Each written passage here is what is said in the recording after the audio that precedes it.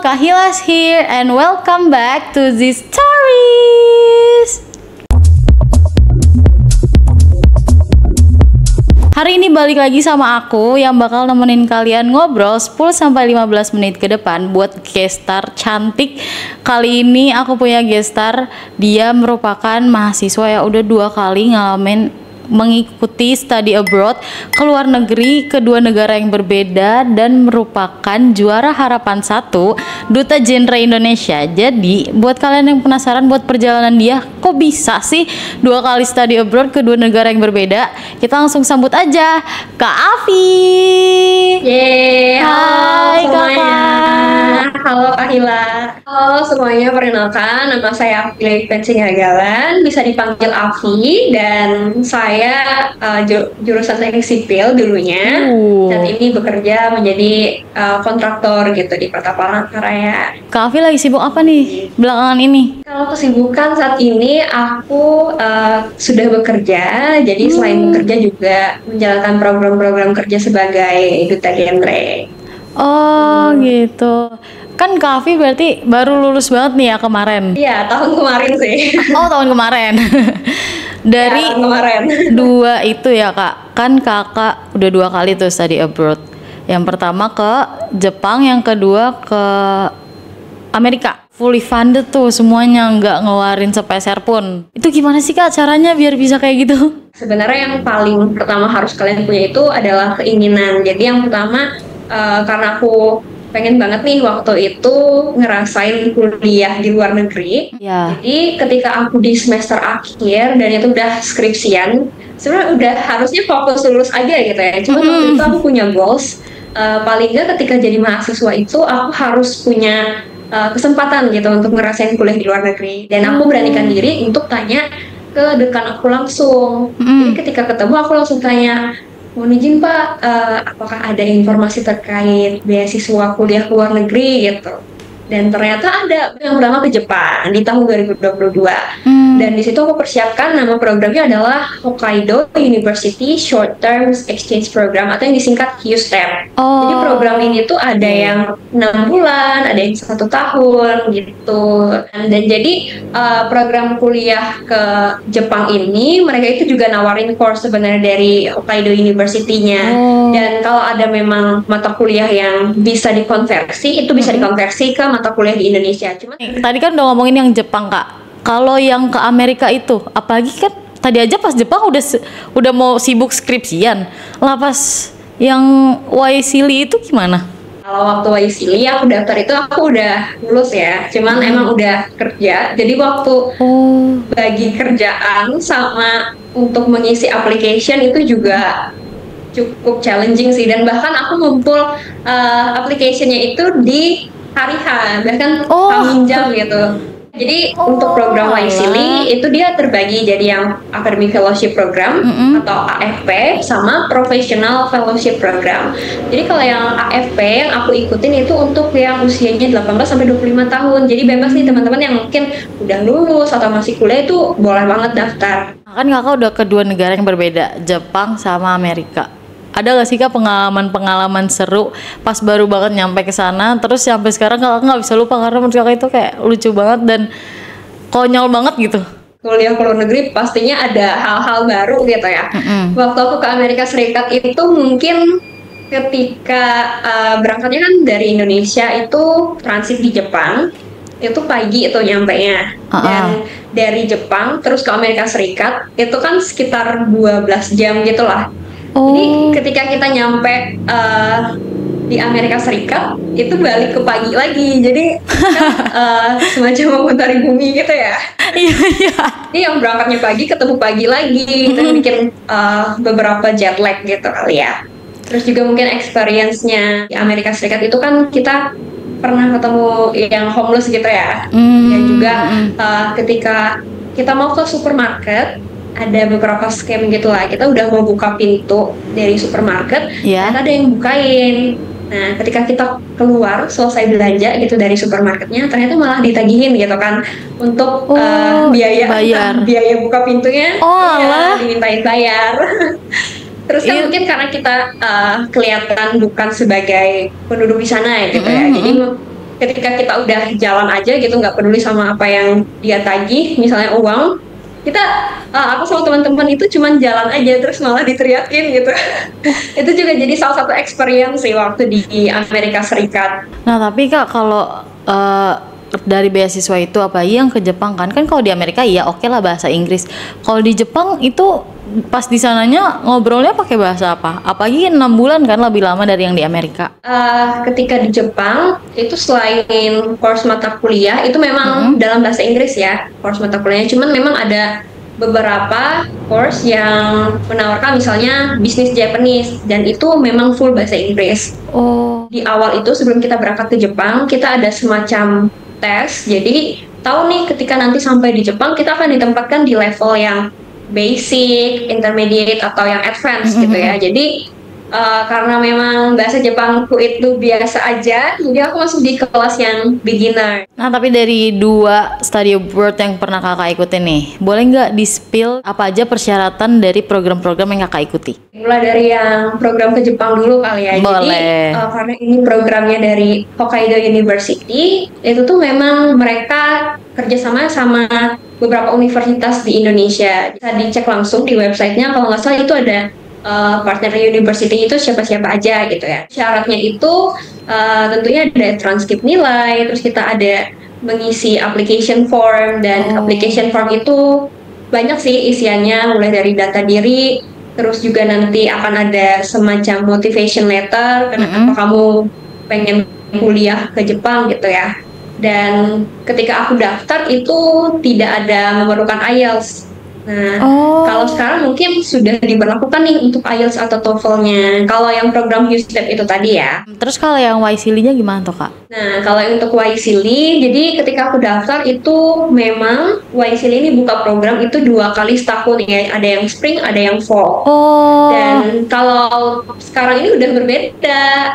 Gimana tuh bedanya jadi tuh? Langsung barengan gitu loh Kak Hila. Oh bareng, berarti sekali doang setahun? Ya benar, jadi untuk yang tahun 2025 itu mereka sudah buka pendaftaran kemarin. Jadi memang langsung sekalian tuh untuk spring sama fall candidate-nya. Nah itu kan aku denger-denger tanpa TOEFL, tanpa IELTS juga. Lah terus kita ngapain tuh Kak, ngumpulin apa tuh? Nah apa sih yang bisa mereka nilai gitu ya. Jadi mungkin selain application form data diri itu, kita di zaman aku ya, kita diminta untuk menuliskan 1 esai tentang background interest kalian. Ya jadi di YSEAL itu kan ada 3 tema ya. Kalau waktu aku kemarin itu ada civic engagement, ada social entrepreneurship and economic development, dan environmental gitu.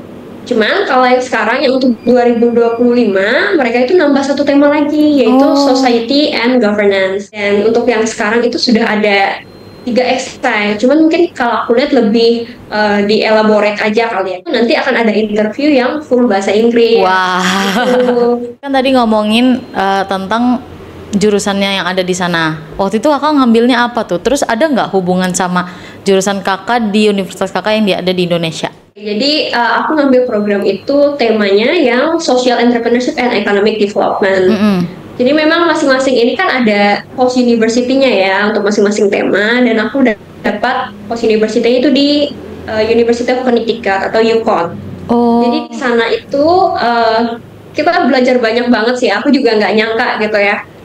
Aku pikir kan bakal belajar bisnis, ya udah bisnis talk gitu. Jadi karena background aku itu teknik sipil, aku ngerasa kayak mungkin ini hal baru gitu ya untuk belajar bisnis. Cuman ketika aku ke Amerika Serikat itu, dan dari program YSEAL mereka itu benar-benar life changing experience gitu loh. Salah satunya itu kita belajar ke suatu proyek gitu ya, mereka lagi buat semacam positif semen. Itu kan berkaitan banget nih sama teknik sipil. Cuman dari positif semen ini mereka bisa buat itu sebagai bisnis, dan dari situ juga ada kaitannya dengan environmental atau lingkungan itu. Kita meneliti kasus yang kita kasihkan ke mereka. Nah itu tuh ngapain aja, kayak lebih ke lapangan kah? Apa belajar teorinya juga di kelas berapa minggu gitu? Memang kegiatannya nggak mutlak harus di kelas, kita juga ada kunjungan ke Boston gitu-gitu sih. Seru banget. Ayo daftar. Nanti ya aku coba ya. Tapi untuk sistem pendidikan di sana, menurut kakak ada nggak sih yang signifikan banget bedanya? Ada sih kalau menurut aku ya. Jadi Apa aku tuh? suka banget pendidikan di sana, di mana teman-teman ini jadi ngerasa nggak takut gitu loh untuk bertanya atau berdiskusi Oh iya, sama dosen yang ada. Tapi ini berdasarkan pengalaman aku pribadi ya. iya, Jadi ketika aku sekolah, mungkin ketika kita mau bertanya sama guru, kita tuh sering ngerasa takut gitu ya. Takut iya, pertanyaannya sesuai atau enggak gitu ya. Bahkan pernah ada waktu aku di Indonesia itu kan teman aku nanya heeh. ke salah satu guru atau dosen gitu lah. Dan ternyata jawaban dari mereka ini malah kamu tidak memperhatikan saya gitu ya. Iya, iya, Kalau iya, aku juga kepikiran ngerasain lagi kayak gitu. orang gitu. Sedangkan kalau di Amerika itu mereka malah terbuka banget nih sama teman-teman yang mau bertanya, dan bahkan Mm-mm. kalau kalian misalnya mereka lagi presentasi gitu ya, dan ada Iya. slide yang kalian kayaknya bingung gitu, bisa langsung tanya aja, nggak perlu harus nunggu mereka selesai ngomong atau selesai kelas gitu. Jadi supaya kamu langsung dapat jawabannya gitu. Enak banget sebenarnya ngobrol sama dosen-dosen di sana, nggak ada Nggak gapnya kaku. gitu loh antar mahasiswa. Oh. Bener, jadi emang fleksibel. Hal di diri kakak yang berubah pas udah 2 kali study abroad itu kan, yang signifikan Ada sih, yang menurut tentu kakak ada. merubah diri kakak nih sampai ada di titik sekarang. Setelah aku balik dari study abroad itu, tentunya aku ngerasa lebih mandiri gitu ya, karena Mm. ketika kita kuliah ke luar negeri itu memang mungkin ketemu sama teman-teman, tapi yang kita punya itu cuman diri kita sendiri nih. Kalau kita sakit, ya kita harus tahu apa yang harus kita lakukan gitu. Dan Iya. juga ini jadi hal yang membantu kita untuk lebih bertanggung jawab gitu ya ke depannya. Satunya juga ketika dari apa ya, ketemu sama teman-teman yang banyak dari negara lain, itu jadi lebih terbuka gitu loh mindset kita, gimana kita bisa Oh. respect each other gitu. Nah, aku boleh nggak nih tahu harapan kakak setelah ini apa ke depannya? Aku pribadi mungkin supaya lebih banyak apa ya, membagi hal-hal yang aku dapat ketika di kuliah di luar negeri ini ke teman-teman yang ada di Indonesia gitu ya, khususnya mungkin teman-teman yang ada dari daerah aku, karena aku sebenarnya pengen encourage mereka bahwa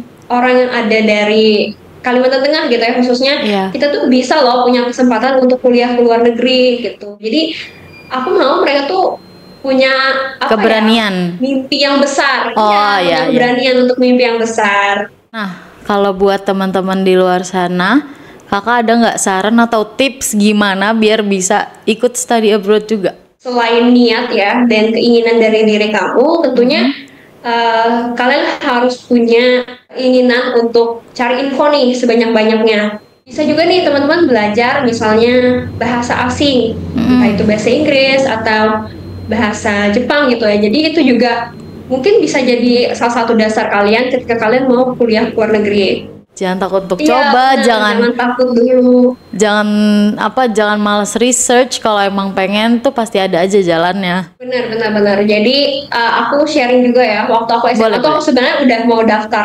KLIS, Wow, yang program dari SMA Amerika loh. Serikat. Iya, dari SMA tapi nggak lolos. Oh, jadi kakak sebelumnya udah Jadi- pernah daftar juga? Udah pernah daftar yang Oh. KLIS ya, waktu aku SMA. Tapi aku nggak lolos, cuma sampai tahap terakhir gitu. Oh my god. Tuh guys, ternyata Iya, jadi Kak Afi pun gak semudah itu buat masuk situ. Dia udah pernah nyoba sebelumnya. benar. Jadi memang Amerika Serikat itu kan jadi salah satu negara tujuanku mau kuliah gitu ya. Kalau kita tahu kan mahal banget nih kalau harus ke sana, makanya Iya. cari-cari beasiswa gitu kan. Tapi ternyata waktu aku SMA itu aku nggak lolos guys. Dan itu memang cukup sedih ya, apalagi anak-anak SMA gitu Iya. kan, masih masa-masa emosional gitu. Wah, keren banget. Nah, itu dia teman-teman cerita-cerita seru dari gestar kita hari ini. Pengalamannya udah banyak banget. 2 kali ke study abroad ke negara yang berbeda dan perbedaannya sangat signifikan, lagi bahasanya pun signifikan gitu. Semoga nanti kedepannya kita semua bisa mengikuti tips and trick dari Kak Afi tadi. Aku jujur juga penasaran, mau pengen coba. Jadi itu dia video buat hari ini. Jangan lupa klik like, comment, sama subscribe di bawah. Buat kalian yang kepo, siapa lagi sih gestar kita dan bakal ngomongin negara mana lagi atau program apa lagi nih. Oke, see you next time. Bye bye. See you Kak Afi.